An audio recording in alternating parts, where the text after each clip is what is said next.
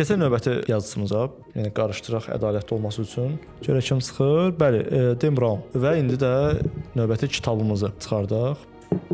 Növbəti kitabımız çox təəssüflər olsun ki, maraqlı bir hadisə Da Vinci şifrəsi çıxdı. Biz məcburuq ki, Da Vinci şifrəsini qatlayaq və biz yenidən qarışdıraq.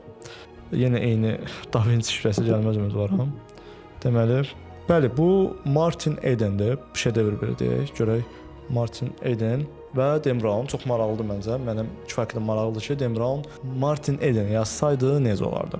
Jack Londonda Martin Eden özünü yaradır və tək qalır.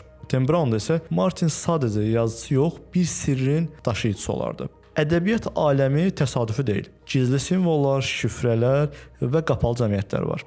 Martin oxuduğu kitabların arasında qadağan edilmiş bir mətn tapar. Onun intellektual yüksəlişi şəxsi inkişaf yox, təhlükəli bilgiyə yaxınlaşma olardı. Sevgi ideoloji yox, kodlu olardı. Ruth bir qadın yox, sistemə açar funksiyası daşıyardı. Finalda Martin ideallarından deyil, öyrəndiklərinin ağırlığından imtina edərdi. Jack London soruşur: zəhmətlə yüksələn insan niyə tək qalır? Dan Brown isə soruşardı: bəzi həqiqətlərə çatmaq bəlkə də ümumiyyətlə səhvdir. Bu, yenə deyirəm, süni intellektin yanaşmasıdır. Bəs sizə görə Dan Brown Martin Edeni yazsaydı necə olardı?